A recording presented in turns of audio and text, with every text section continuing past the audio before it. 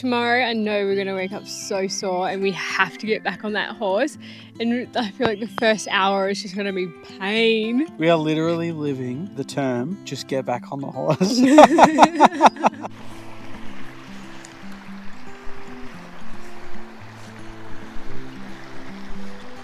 Day 2 of the horse track here in Mongolia. And let's see what today brings. We are waiting for Cjae to milk a reindeer, which is something way out of the box for us, being Australians, not something we hear about at all. Pull it more.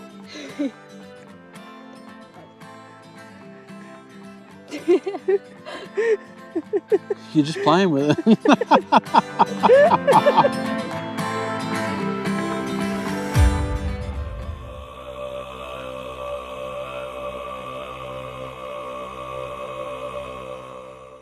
Good morning. Good morning, guys. Oh, I just exploded everywhere. No. This morning, we have packed our stuff for the 4-day horse trek that we are about to go on. Been a bit hectic. The last thing we've been thinking about is filming, but we probably should have showed you. But we will give you a breakdown of everything that we take, and then at the end, everything that we wish we did take or didn't take. We're not sure yet. We're just completely winging it. We have one big backpack full, so like my travel backpack. We're going to take that because that has all of our stuff in it. So both of Cjae and I's clothes, first aid kit, the gifts that we're bringing, and a few other bits and pieces. Then we're taking another backpack, so Cjae's everyday bag, and this stuff has the things that we need readily available to us if we need them straight away. And then we're taking a little snack bag as well. On top of all of that, we are taking our tent, sleeping bag, and everything else that goes with that, plus a box of food and cooking gear. It seems like a lot, but we have been reassured that it's okay and it'll fit. This is also our very first time doing this, so we don't know what to take. We don't know what's overkill. We don't know what's... And we've been told that it gets really cold and there's potential snow and it might rain. So we've packed every jumper we own just in case, but it's right now it's hot. I think it's high 20s because it's stinking hot. We're in all black in a long sleeve, but I do not want to get burnt. So that's what we had going on this morning. We haven't met our horses yet, so excited to meet him or her. I think they just arrived though. Hopefully we get some really, really cool footage for you guys. I know. And we get some really, really valuable information. Really looking forward to visiting the Tsaatan people and experiencing what that's like. Yeah, cannot wait to document our experience there and show you guys. Here are our horses. They look absolutely gorgeous. Yes. They're all white. So we have 4 horses in total. So we have a guide, which is also... He's actually the man of the house. Man of the house here. Absolutely amazing to have him come along with us. So we have the guide, and then we have a pack, what they call a pack horse, which takes all of our stuff. And then we have our own horses. So yeah, really, really looking forward to this. This has just become real now. Mm-hmm. So excited. It's getting really real. 4 horses, they're all white. We've grey. You would call them grey. We've got our leader, or our guide horse, our pack horse, which is carrying all of our stuff. So much respect to this guy. But let's just put into perspective how much he's carrying. He's carrying less weight than what I weigh. So it looks like a lot, but it's less than how much I weigh. Yeah. It's just evenly distributed over each side. And it looks super bulky because sleeping bags, etc. And these are our 2 horses here. We're not sure which one we're going to get on just yet. Hopefully, it's going to be a comfortable ride. But it's going to be so exciting. This is my first, I'm going to say first time on a horse. I rode a horse the other day and I really, really enjoyed it. Got up to a bit of a gallop. It was quite nice. Yeah, surprisingly, it was like, what? First time? Yeah, it was great actually. And that was on like a, not as, I would say, domesticated horse like this. These horses are not domesticated, but they're used to being ridden way more than the horse that I rode. So I'm using that to my advantage. So Cjae has had some horse riding experience when she was a kid, but safe to say it's been a while for both of us. I was a little older than a kid. How old were you? Last time I was on a horse, probably like 15. You're a kid. 16. 99.999% of people in the world would say that is a child. So this is how the pack horse operates. Haven't seen it before, so that's how it operates. And we're off. So this is going to be us for the next 4 days, riding Mongolian horses through the Mongolian countryside. How amazing is this? Okay, we have been riding now for nearly 3.5 hours. And it's not my butt that's sore, it's my knees. So, how are you feeling, darling? Yeah, it's just my legs, my groin. It's a bit sore. But the horses have done well. They wanted a break as well because they were tripping up over everything. Hopefully now we can get some water, rehydrate. I'm not sure how far we've got left to go, but not too bad. So we have stopped here. What we've just realised is we've had to hand over our passports and our permit because we are getting so close to the Russian border.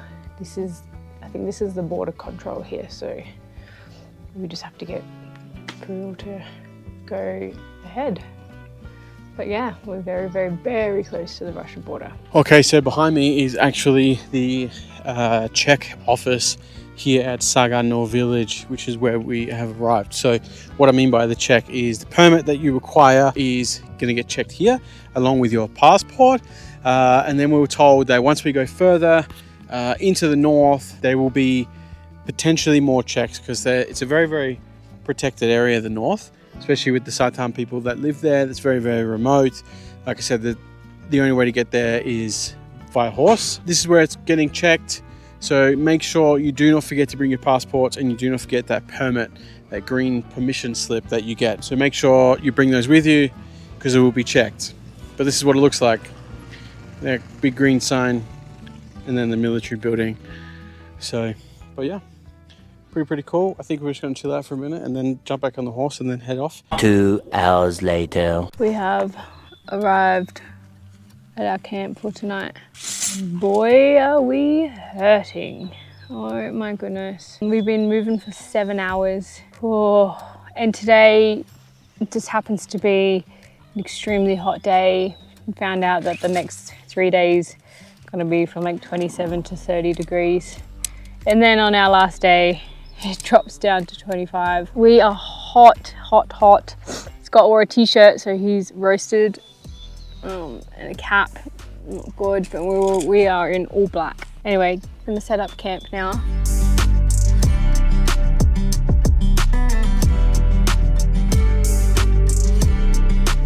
Day 1 recap. Ouch. Oh, I knew it would hurt, but we're hurting. Our bodies are not used to horse riding at all. We've got another 3 days of this. We left at 10:30. It was a very, very big day. This was like my first true experience on a horse. Last time I rode a horse, like a few days ago, it was like 10 minutes. Not even. This was 7 hours. And because we are creating content, we have to carry all of our gear. Not complaining, I'm not complaining. I'm just saying we have a backpack full of tech gear as well that we're wearing, and you're wearing all of our snacks. But we have set up camp next to this river. 1, 2, 3. Whoop-ah. Yeah, I'm not doing that. I'm feeling a lot cooler. So my bum wasn't sore while riding, it was sore after, like when you get off. The only thing that was sore during the ride was my knees. My knees were very, very sore. It's an unnatural position if you're not used to being in that position. Yeah. Tomorrow, I know we're going to wake up so sore and we have to get back on that horse. And I feel like the first hour is just going to be pain until our bodies adapt to it. We are literally living the term, just get back on the horse. But this is a dream come true. Have a look at our tent. It's in a pretty good spot. We'll stay in the river for a little bit longer and then I think we'll get ready for dinner and then get ready for bed. Yeah. Because I'm knackered. Look at my legs. You shake. Can you see them? They're shaking. This is not cool. Tomorrow we see the reindeer people and that is absolutely epic. Yes. It's always our luck when we do an activity. We'll do an activity, and when we need the sun to shine, it'll piss down with rain. And then when we need it to be that little bit cooler, it's hot. I'm exhausted. Yeah, I think we're gonna sleep well. And yeah, but this is dinner. We're having pasta, and we're going to put some tomato paste in, and then we have some canned meat. Didn't like this at the start, but you know, when you're out in the middle of nowhere with no fridge or anything, it's starting to grow on me. Brings me back to army days. So we're just gonna whip that together. We have no salt, no pepper, but we do have barbecue sauce. So I think that's gonna be used on everything. So some things that we bought with us is cans of tuna, the cans of beef that I just showed, noodles. Breakfast is going to be baked beans. Baked beans here are not the same as Australia. Sorry, Mongolia, they're not that great. Barbecue sauce. This is great barbecue sauce, and it's super expensive in Australia, but we found it here cheap. Surprisingly, because everything is expensive here. We got a big bag of cookies. These are cookies, the type of cookies that just don't go off. They're like a stale cookie, but they're great. A couple apples, some jerky, pasta, coffee, and we got some rice soup with dried beef, and then we just have some snacks, some lollies, and then we've just devoured these. Never had these, you should try these. I think they're German.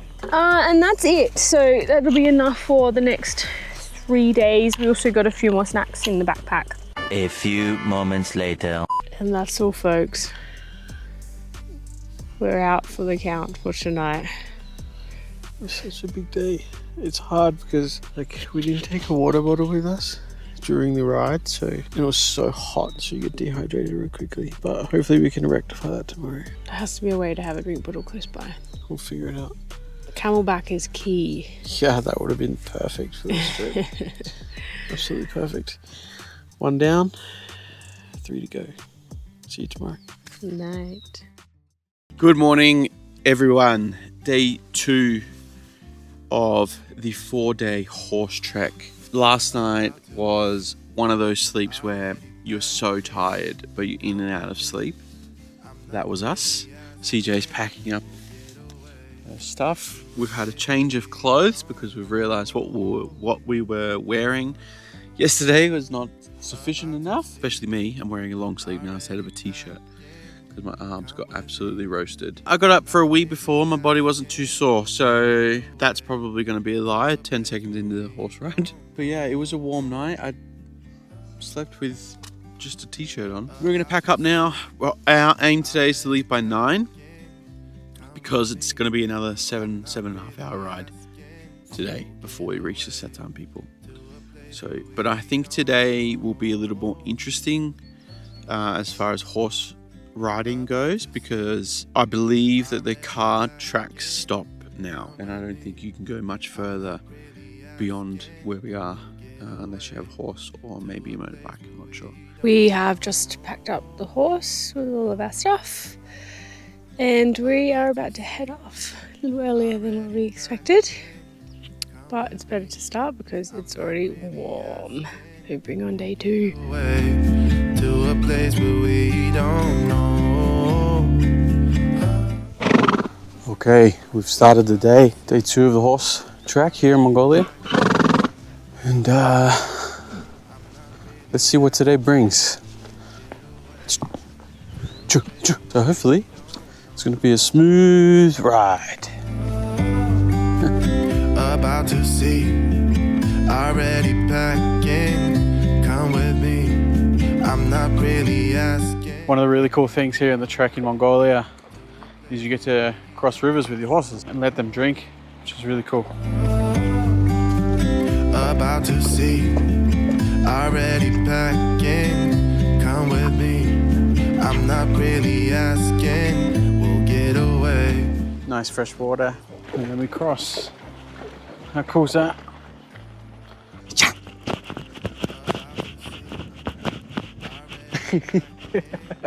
Come with me, I'm not really asking. We've just stopped for a snack and to give our bodies a rest. It's been 3 hours since we left this morning and it's a stinking hot day again. And there's so many march flies, it's ridiculous. It's only going to be 15 minute break. And now we're off again. 4 hours to go.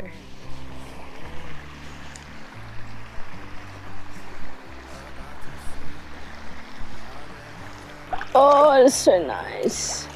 Just want to jump in. Let's go.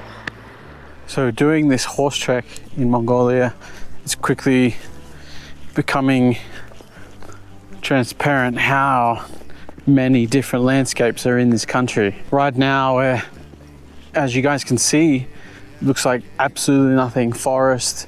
And then I don't know if you guys can see in the distance, those mountains over there. They're just all snow everywhere on top. And there's just so much variety here in this country.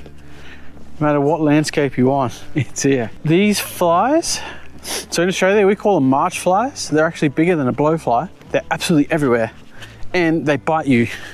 And they bite the horses. And horses are a pretty sensitive animal. So when they bite the horses don't like it either. So the horses are getting really, really frustrated. I guess they're used to it.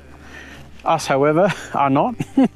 These are bloody big flies. Absolutely stunning and incredibly grateful to have this opportunity. Horseback through Mongolia. So we are heading into the start of the woods. And I don't know if you can see over here, there's a couple of teepees. This is what the Tsataan people live in. Obviously they're a little bit more bigger than that, they're built up.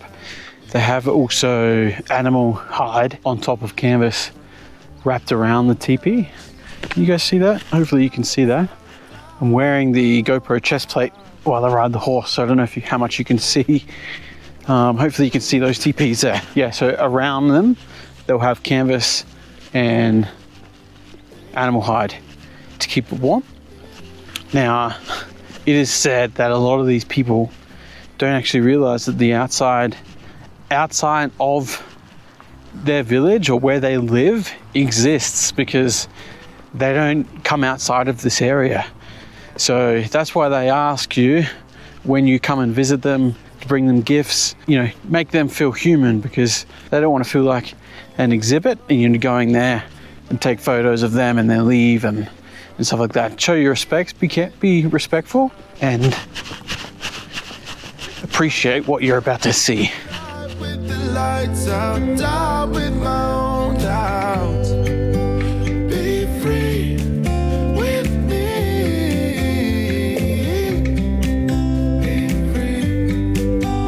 Be free with me. We've just stopped for 10 minutes and had a snack, applied some more sunscreen. We are fried. We've been trekking for 7 hours, yes. Didn't even think to film, but the view is fantastic. I'm not sure how much further we have. Hopefully it's not too far. I can see a trail that heads up over that peak, so it's never ending. It just keeps going, just keeps going.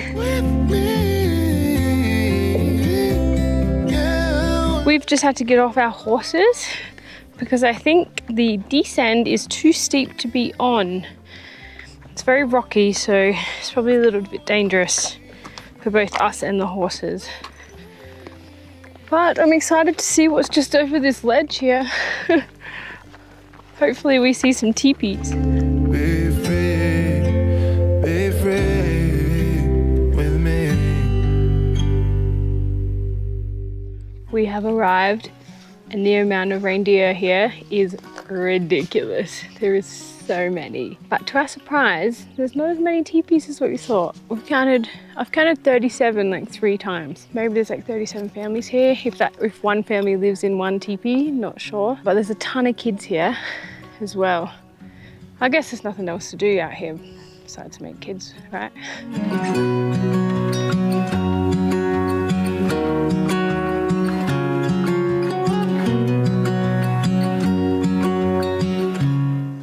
Okay, so at the Tsataan Village, Reindeer People Village, this is what it looks like. It's incredible how there's just a flock of reindeer here and all the way there. We're told that at nighttime and in the morning, they're predominantly in this area over here. And then during the day, they sort of roam. There's a few teepees here set up, lots of dogs, lots of reindeer, and not so many people. And that's it. It seems like each teepee has like their own section of land here. There's a river, there's a couple of rivers. There's one that runs this way and then there's one that runs down there. But it would get very, very cold here in the winter. Right now though, what we are doing is we are waiting for Cjae to milk a reindeer, which is something way out of the box for us, being Australians, not something we hear about at all. So that's gonna happen. Yeah, it's just very, very interesting to see the way of life here. It's just, you know, they thrive off tourism. When tourists come in, you know, they try to sell you things and you have to actually pay to sleep in a teepee, which is totally okay. It's 30,000 each. We get that money is gonna go back into this community, this village, which is totally fine. What we're not okay with though is the tour company that we booked with didn't tell us any other costs. We were told a set price and then that was it. But so far we've encountered nearly 900,000 Tugrik extra. Not good at all. Not gonna name and shame them. But if you wanna know, DM us. I'll let you know who they are. I'm about to milk a reindeer.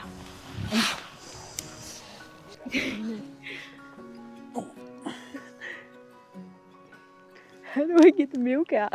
I don't know how to get the milk out. Ah. Can't do it. I can't do it. It is so hard.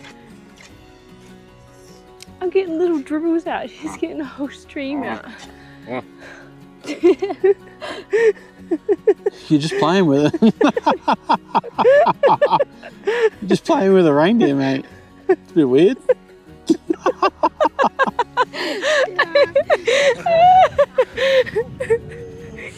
I can't do it. I tried so hard.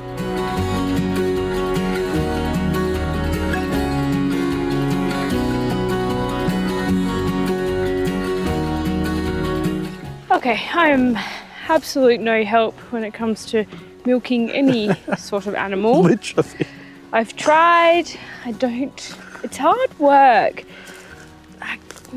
I'm just not doing it right. Obviously you need some more practice. You just don't have the technique, love. Just don't have the technique. We are on the way to fill up the water bottle instead from one of the rivers. That's something that I can do, is fill up a water bottle.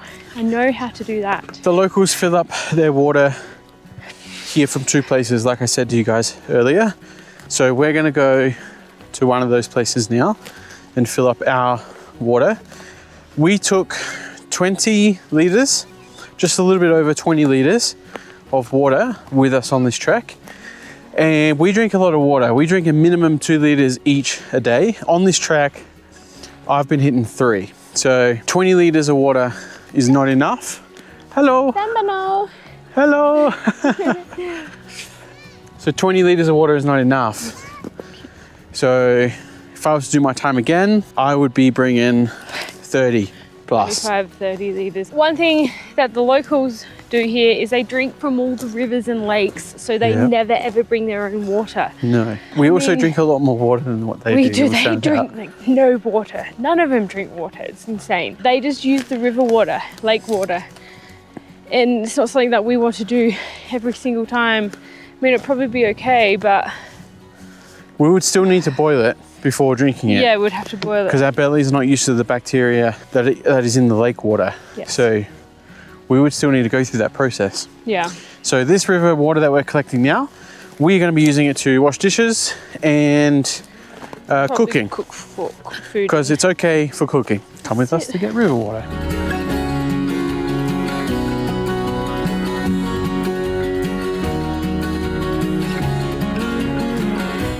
So we're just walking back from the river, and I mean, everyone here would know what their teepee, where their teepee is situated. But to us, they all look the same. So we're like, which one's ours? Luckily, our horses are in front, so we know which one. But I thought that was funny. You say hello? Hello. Like this? Yeah.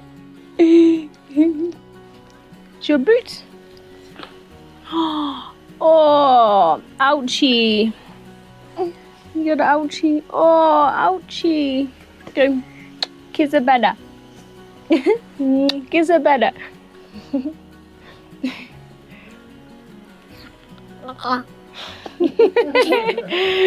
They are completely surrounded by mountain range here, and there's a massive, massive mountain range in the distance, and it still has snow on it.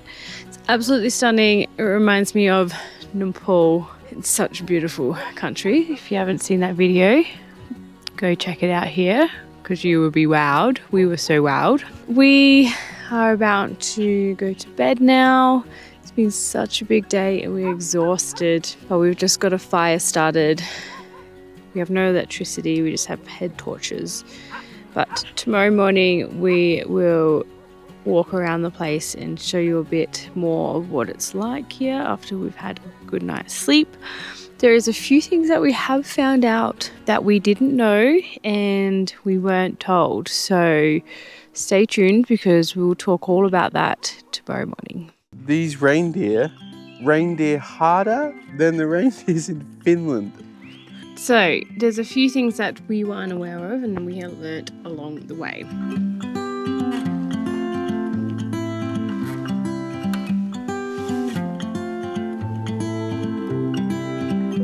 So the horse trek is just finished and we've just come into our guide's home, which is so nice. And now I'm a cat whisperer. A Russian van. Let's go. Wow.